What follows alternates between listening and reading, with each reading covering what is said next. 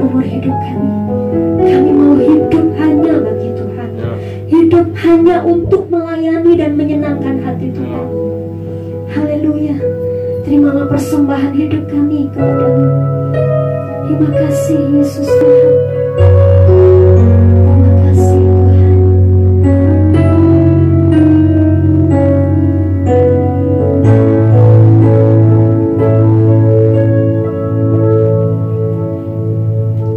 Yesus Kau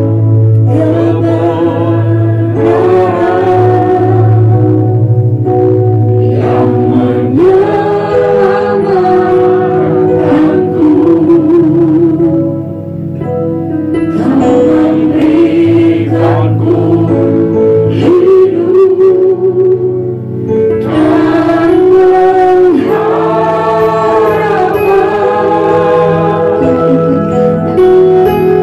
Ku ikut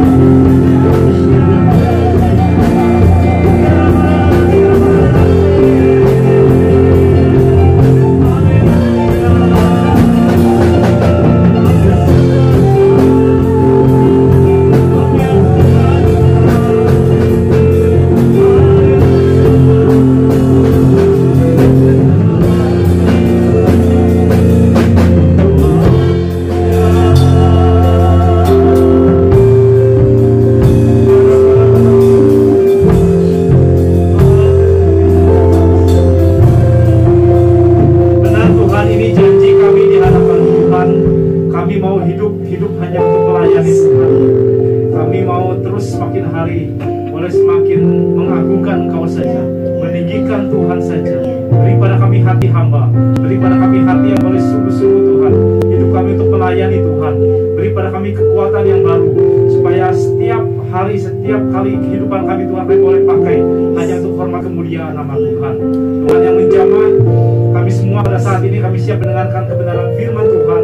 Jadikan hati kami seperti tanah yang subur untuk firman Tuhan itu ditaburkan. Kami percaya kami akan berakar dengan baik, bertumbuh dengan baik, dan juga menghasilkan buah-buah yang baik. Tuhan juga yang menjamah hamba-Mu, apa yang disampaikannya semua hanya berasal dari Tuhan saja. Kami percaya semua yang berasal dari Tuhan akan menjadi berkat bagi kami semua. Bapak, terima kasih, kami mengucap syukur hanya dalam nama Tuhan Yesus kami sudah berdoa. Yang percaya katakan amin. Puji Tuhan, Tuhan Yesus berkati. Shalom. Tuhan, pada hari ini kita boleh bersama-sama mengucap syukur kepada Tuhan dalam ibadah raya yang kedua. Kita nanti akan mengadakan pentahbisan pengurus baru tahun 2001-2023, 2 tahun sekali. Kita sempat vakum, saudara sekalian, kepengurusan diganti dengan tim kerja pada saat pandemi. Tapi puji Tuhan, kalau pada hari ini kita boleh kembali mengaktifkan kepengurusan, dan saya harap dengan diaktifkan kepengurusan ini, maka pelayanan atau ibadah kita akan terus berjalan dengan lebih baik, dan semakin hari boleh semakin memuliakan nama Tuhan. Amin. Puji Tuhan. Nah, saudara sekalian, firman Tuhan saya akan beri judul syarat melayani Tuhan. Saudara, tahukah bahwa melayani Tuhan itu adalah anugerah dalam kehidupan ini? Ada orang yang lebih baik, saudara sekalian, dari saudara. Ada orang yang lebih pintar dari saudara. Ada orang yang lebih jago dari saudara. Tapi saudara bisa melayani Tuhan semuanya karena apa? Karena anugerah Tuhan. Oleh karena itu, dalam setiap pelayanan yang kita lakukan, jangan melayani Tuhan dengan kesombongan. Jangan melayani Tuhan dengan keegoisan. Jangan melayani Tuhan dengan cara kita sendiri. Tapi izinkan Tuhan yang menjamah hidup kita. Biar setiap kita yang melayani Tuhan, kita mau mengerti bahwa semuanya itu adalah anugerah daripada Allah saja. Amin, saudara sekalian. Mari sama-sama kita buka 1 Tawarin 16, ayat yang ke-37 sampai dengan ayat yang ke-43. Saya akan bacakan bagi Bapak, Ibu, saudara sekalian, saudara bisa menyimaknya. Baik. Lalu Daud meninggalkan di sana di hadapan tabut perjanjian Tuhan. Tuhan itu Asaf dan saudara-saudara sepuaknya untuk tetap melayani di hadapan tabut itu, seperti yang patut dilakukan setiap hari. Juga Obed-Edom dan saudara-saudara sepuaknya yang 68 orang itu. Obed-Edom bin Yedutun dan Hosa adalah penunggu pintu gerbang. Tetapi Sadok imam itu dan saudara-saudara sepuaknya, para imam, ditinggalkannya di hadapan kemah suci Tuhan di bukit pengorbanan yang di Gibeon, supaya pagi dan petang tetap dipersembahkan korban bakaran kepada Tuhan di atas mezbah korban bakaran, dan supaya dikerjakan segala yang tertulis dalam Taurat Tuhan yang diperintahkannya kepada orang Israel. Dan bersama mereka ikut Heman dan Yedutun dan selebihnya dari orang-orang terpilih untuk ditunjuk dengan disebut namanya untuk menyanyikan syukur bagi Tuhan, bahwasanya untuk selama-lamanya kasih setianya. Pada Heman dan Yedutun itu ada nafiri dan caracap untuk para pemain, juga alat-alat musik pengiring nyanyian untuk Allah. Dan anak-anak Yedutun harus menjaga pintu gerbang. Sesudah itu pergilah seluruh bangsa itu masing-masing ke rumahnya, dan Daud pulang untuk memberi salam kepada seisi rumahnya. Amin. Puji Tuhan, saudara sekalian. Syarat melayani Tuhan yang pertama adalah melayani Tuhan tentunya dengan kesungguhan, ya. Syarat yang pertama apa, saudara sekalian? Melayani Tuhan harus dengan kesungguhan, ya. Dikatakan di situ ayat yang ke-37 berbunyi demikian, lalu Daud meninggalkan di sana di hadapan tabut perjanjian Tuhan itu Asaf dan saudara-saudara sepuaknya untuk tetap melayani di hadapan tabut itu seperti yang patut dilakukan setiap harinya. Nah, Bapak Ibu saudara sekalian, pada zaman itu tabut perjanjian dipindahkan menuju ke Yerusalem. Tadinya terakhir tabut perjanjian itu ada di rumahnya Obed-Edom. Sebelumnya, saudara sekalian, dari daerah orang Filistin dipindahkan, ya, ke wilayah Israel. Tapi kemudian kita tahu ada satu peristiwa di mana ketika gerobak yang membawa tabut perjanjian itu lembunya tergelincir, hampir jatuh. Kemudian ada salah satu orang bernama Usa menahan tabut perjanjian itu, tapi kemudian dia mati karena memegang tabut itu. Sehingga akhirnya Daud memutuskan tabut itu ditaruhlah di rumahnya Obed-Edom. Kita ketahui bagaimana Obed-Edom kemudian diberkati Tuhan luar biasa karena ada tabut itu, ada kehadiran Allah. di rumahnya ya. Dan kemudian tabut itu kemudian segera sekarang dipindahkan dari rumahnya Obed-Edom menuju ke Yerusalem. Dan kemudian di sana disiapkanlah para pelayan, saudara sekalian. Dikatakan di sini, saudara, ya, ada mereka para Bani Lewi, jadi Asaf dan saudara-saudara sepuaknya untuk tetap melayani di hadapan tabut itu seperti yang patut dilakukan setiap hari, saudara sekalian. Artinya apa? Artinya bahwa memang melayani Tuhan itu harus dengan kesungguhan. Ya, jangan hari ini melayani, besoknya enggak. Ya, besoknya melayani, lusanya enggak, saudara sekalian ya. Itu yang sering kita lakukan di dalam kehidupan ini. Jangan melayani Tuhan itu dengan asal-asalan, atau jangan melayani Tuhan itu dengan keinginan kita sendiri. Tapi mari melayani Tuhan dengan sebuah kesungguhan. Karena saudara sekalian, memang di sini dikatakan bahwa Asaf dan saudara-saudaranya itu mereka adalah Bani Lewi. Dan Bani Lewi adalah memang orang-orang yang ditugaskan untuk melayani Tuhan. Mereka ditugaskan secara khusus. Dan saudara mungkin berpikir begini, oh, ya itu kan Bani Lewi, berarti mungkin ada orang-orang kalau di gereja zaman sekarang mungkin para full timer, para pengerja-pengerja atau para pendeta, itulah yang melayani di gereja. Kita tidak perlu melayani dengan sungguh-sungguh, kira-kira begitu ya. Tidak, saudara sekalian, setiap kita para pelayan harus melayani Tuhan dengan kesungguhan. Mari kita coba perhatikan di dalam firman Tuhan di dalam Keluaran 19 ayat yang kelima, bisa tampilkan. Jadi sekarang jika kamu sungguh-sungguh mendengarkan firman-Ku dan berpegang pada perjanjian-Ku, maka kamu akan menjadi harta kesayangan-Ku sendiri dari segala bangsa, sebab Akulah yang punya seluruh bumi. Kamu akan menjadi bagiku kerajaan imam dan bangsa yang kudus. Inilah semuanya firman yang harus kau katakan kepada orang Israel. Bapak Ibu saudara sekalian, sesungguhnya Tuhan itu akan membangun satu kerajaan imam. Jelas sekali di sini dikatakan kerajaan imam, ya. Dan kamu akan menjadi harta kesayanganku. Orang Israel pada saat itu sudah Allah persiapkan untuk membangun sebuah kerajaan yang bernama kerajaan imam. Apakah isinya semuanya imam? Ya, betul, ya. Mereka adalah orang-orang yang dikuduskan oleh Tuhan.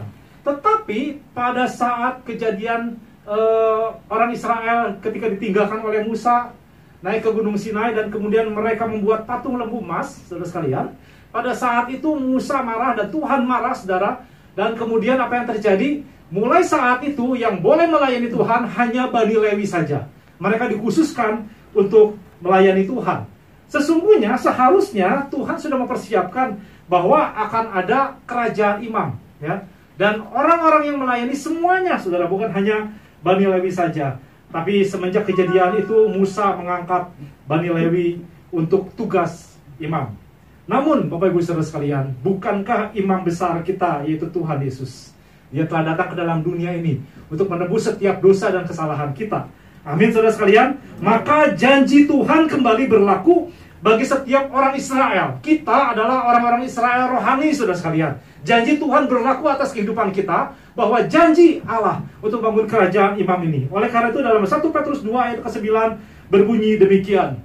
Tetapi kamulah bangsa yang terpilih, imamat yang rajani, bangsa yang kudus, umat kepunyaan Allah sendiri, supaya kamu memberitakan perbuatan yang besar dari Dia yang telah memanggil kamu keluar dari kegelapan kepada terangnya yang ajaib. Jelas sekali dikatakan di sini, ketika Tuhan Yesus datang ke dalam dunia ini, dia mati di atas kayu salib. Dia sebagai imam besar kita, saudara sekalian, mati di atas kayu salib. Dan itu yang dia korbankan dalam kehidupan kita, saudara sekalian, supaya kita menjadi orang-orang percaya. Bukan hanya menjadi orang percaya, tapi dikatakan kamu akan menjadi bangsa yang terpilih. Amin saudara sekalian, saudara bangsa yang terpilih. Saudara akan menjadi imam-imam, imamat yang rajani. Amin saudara sekalian. Bangsa yang kudus dan umat kepunyaan Allah. Oleh karena itu, saudara sekalian, kita semua adalah para imam. Amin. Kalau saudara saya tanya pekerjaannya apa? Pekerjaannya utama adalah imam, saudara sekalian, ya. Jadi pekerjaan saudara imam, ya. Pak Henry pekerjaannya apa? Pekerjaan utamanya imam. Pekerjaan keduanya kontraktor. Betul ya? Betul? Nah, saudara sekalian, itu yang terjadi dalam kehidupan ini. Seharusnya kita menyadari bahwa kita semua adalah para imam. Oleh karena itu, kalau kita menyadari kita adalah para imam, maka kita akan melayani Tuhan dengan kesungguhan hati kita. Bapak Ibu saudara sekalian, mari. Syarat untuk melayani Tuhan pada saat ini, khususnya bagi Bapak Ibu saudara sekalian yang akan ditabiskan jadi pengurus, juga para pelayan yang lain, ingat, melayani Tuhan harus dengan sungguh-sungguh. Amin saudara sekalian. Ya, mulai hari ini, ayo melayani Tuhan itu jangan karena masalah hati, saudara ya. Kalau hatinya lagi serak, aduh melayani Tuhan, ayo pelayanan begitu. Tapi kalau hatinya lagi sedang tidak serak begitu ya, aduh udahlah nanti pelayanannya nanti saja gitu. Yang saya heran itu seringkali orang itu bilang, kenapa nggak melayani Tuhan? Karena lagi ada masalah. Justru kalau lagi ada masalah, datang ke rumah Tuhan. Amin, saudara sekalian. Nanti kita doakan sama-sama ya. Ini sedang ada masalah. Kalau tunggu tidak ada masalah, kapan saudara nggak punya masalah? Maaf bicara, ketika saudara dipanggil Tuhan tidak ada masalah lagi, saudara ya. Betul ya? Tapi setiap kali kita hidup pasti ada masalah. Kalau saudara punya masalah, datang kepada Tuhan. Amin, saudara sekalian.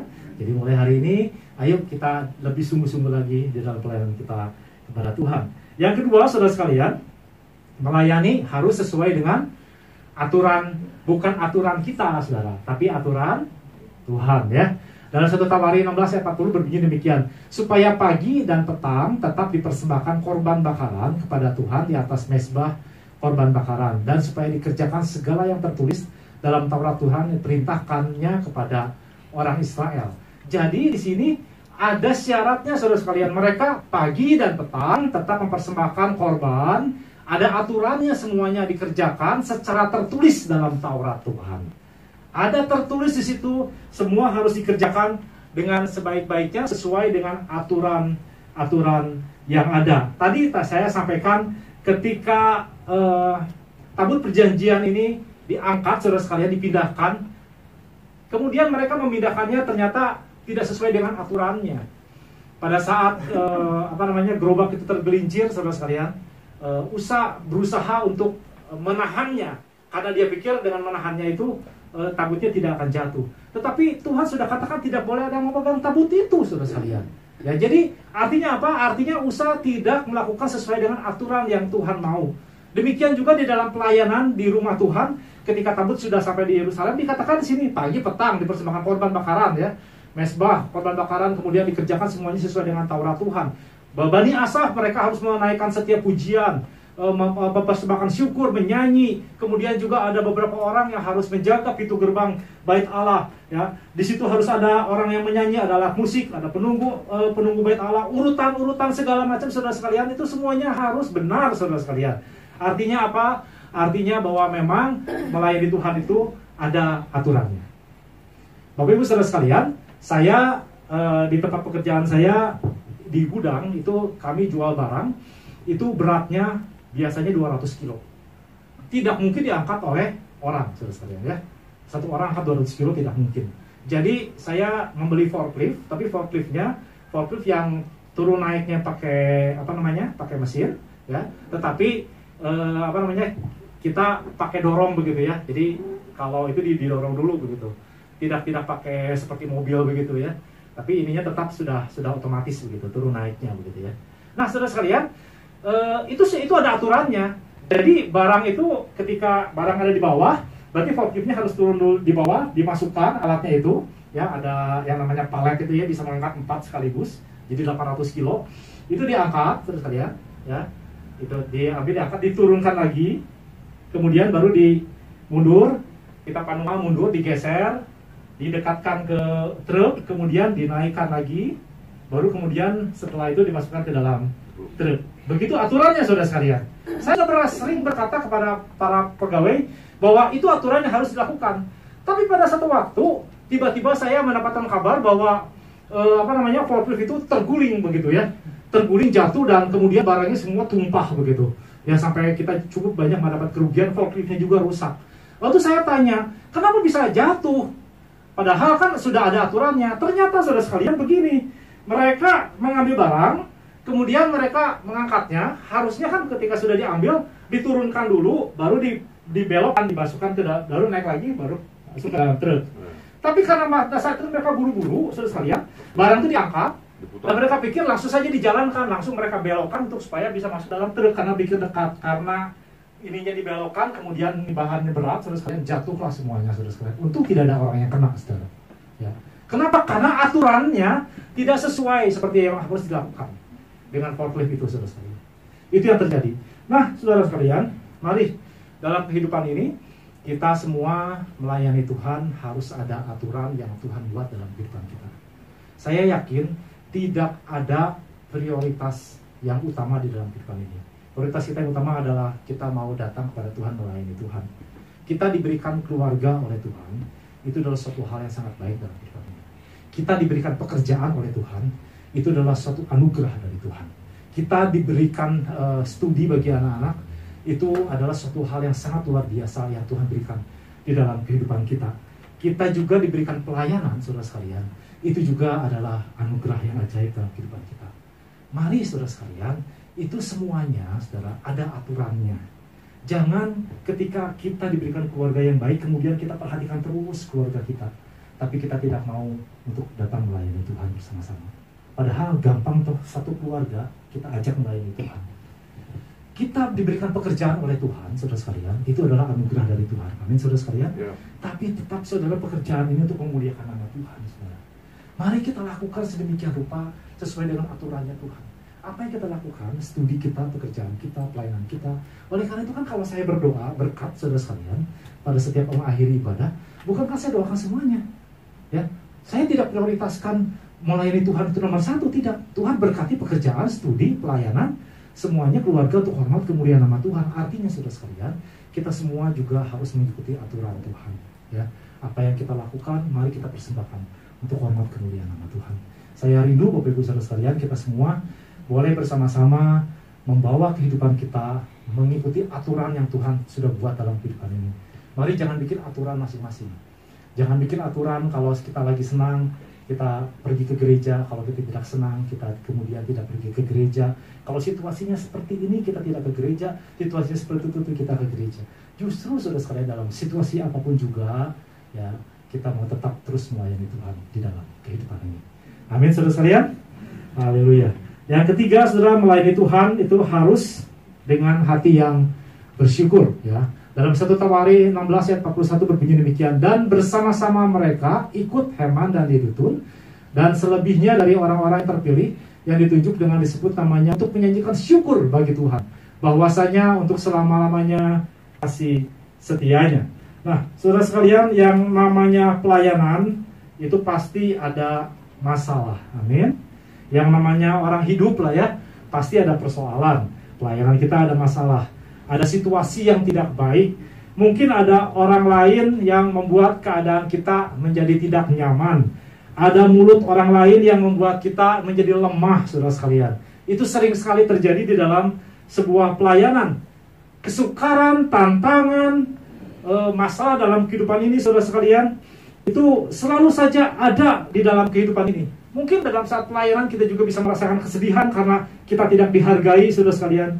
Tapi jangan bersungut-sungut di hadapan Tuhan, saudara. Saudara bisa bayangkan kalau saudara punya seorang pembantu, kemudian saudara bilang pada pembantu saudara, Bi, ambilin air. Kemudian pembantu saudara bilang begini, ini Tuhan saya kayak nggak punya tangan aja, nggak punya kaki, kira-kira begitu dia ngomong gitu ya. Air saja harus diambilkan, kira-kira saudara marah nggak, saudara? Ya. Lah memang tugasnya pembantu. Kita minta tolong dia untuk mengambilkan air, seperti itu kan, betul ya?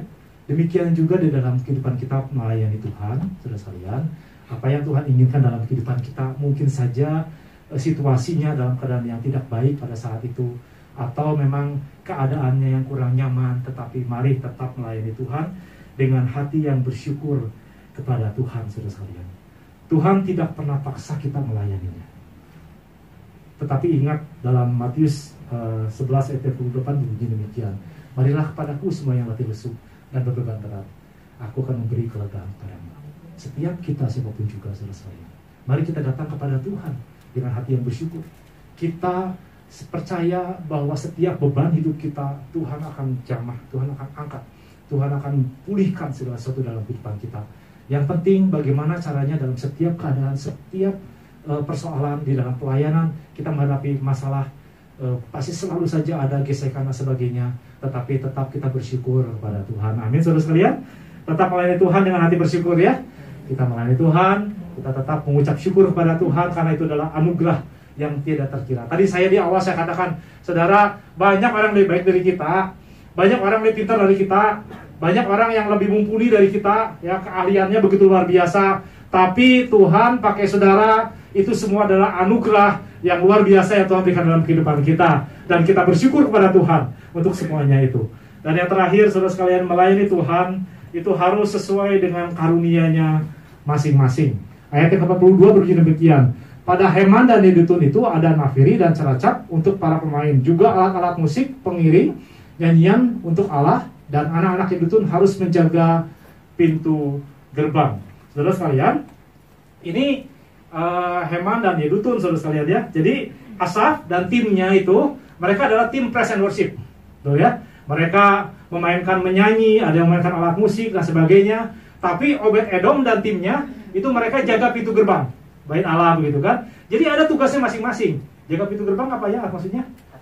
Bukan asyar, saudara sekalian. Itu kan menjaga tabut perjanjian. Itu adalah tim doa, saudara ya. Tim doanya ya.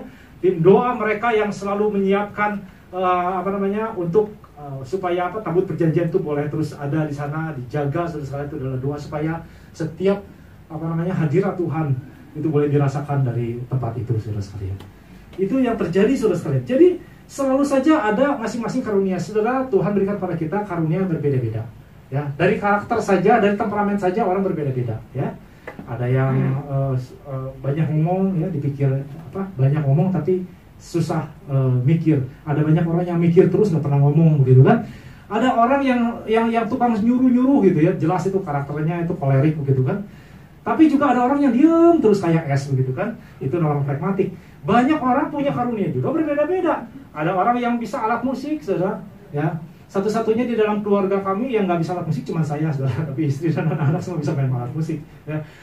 Tapi saya punya karunia yang lain. Demikian juga Bapak Ibu saudara sekalian, dalam setiap keluarga, dalam setiap pelayanan kita punya karunia yang berbeda-beda. Ya, ada yang bisa alat musik, ada yang bisa melakukan hal-hal yang lain. Ya. Itu semua dilakukan untuk hormat kemuliaan nama Tuhan. Mari kita pakai setiap karunia yang Tuhan berikan dalam kehidupan kita untuk melengkapi pekerjaan Tuhan. Jadi seperti satu tubuh banyak anggotanya. Ya, tubuh itu kan isinya bukan cuma mata, tubuh itu isinya bukan cuma tangan, tapi tubuh itu ya sebuah tubuh. Masing-masing berfungsi dengan baik. Dan setiap tubuh yang berfungsi semakin hari semakin baik, itu akan membuat setiap pelayanan kita juga semakin hari semakin indah di dalam Tuhan. Kalau saudara tetap memakai setiap pelayanan ini, saudara menjadi alat saudara, saudara akan merasakan, nanti akan mengalami bahwa pekerjaan ini menjadi pelayanan menjadi timpang. Tapi kalau setiap kita semuanya percaya bahwa ada maksud Tuhan yang luar biasa ketika saya melayani Tuhan, maka kemudian saudara mulai bersinergi. Nah, seperti yang firman Tuhan disampaikan beberapa minggu yang lalu, kita bersinergi artinya kita saling menyatukan hati kita satu dengan yang lainnya dalam pelayanan ini, sehingga akhirnya menghasilkan sesuatu hal yang luar biasa.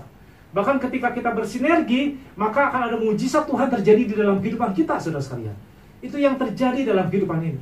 Oleh karena itu, mari kita melayani Tuhan dengan karunia. Tidak ada one man show, saudara sekalian, di dalam pelayanan ini, saudara. Ya. Tidak mungkin kan orang mulai dari ngejemput, ya, jemputan, kemudian jadi asyir, kemudian menjadi WL, kemudian khotbah. Zaman dulu ada seperti itu, saudara ya.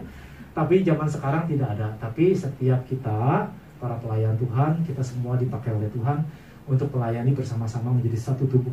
Kita saling melengkapi. Tidak ada yang lebih rendah, ya, tidak ada yang lebih tinggi. Memang secara hierarki, saudara sekalian, ada gembala sidang, kemudian ada para wakil gembala sidang, ada koordinator dan sebagainya, para pelayan. Ya, kita harus saling menghormati seperti itu, saudara, karena ada aturannya. Tapi di dalam Tuhan kita semua adalah hamba.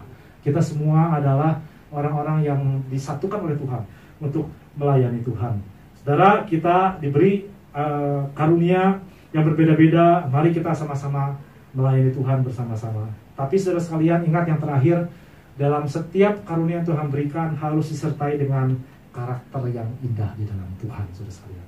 Karena karunia itu adalah alat mencapai sebuah puncak dalam kehidupan kita. Karena kan orang yang berkarunia, dia akan menjadi orang yang luar biasa tentunya di dalam Tuhan juga ya.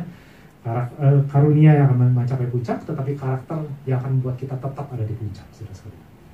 Amin, saudara sekalian. Karunia, saudara, itu seperti anggur yang baru, tetapi karakter itu seperti kantong yang baru, itu saudara sekalian. Kalau saudara punya karunia yang indah, tetapi kantongnya kantong yang lama, karakternya karakter yang lama, maka itu kan pecah, tidak ada gunanya, saudara. Tetapi karunia yang indah, saudara sekalian, dengan kantong yang indah, karakter yang baik, maka itu menghasilkan sebuah pelayanan yang indah di dalam Tuhan. Mari Bapak Ibu saudara sekalian, kita mau bersama-sama mengucap syukur kepada Tuhan.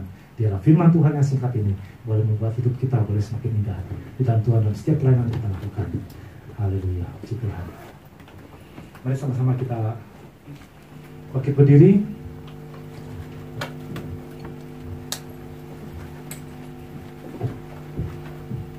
Kita berdoa mengucap syukur kepada Tuhan.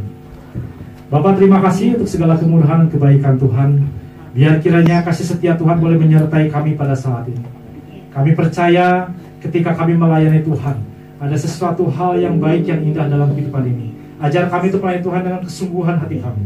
Ajar kami Tuhan untuk kami melayani Tuhan mengikuti aturan yang telah Tuhan tetapkan. Ajar kami Tuhan untuk kami boleh melayani Tuhan dengan hati yang bersyukur kepada Tuhan.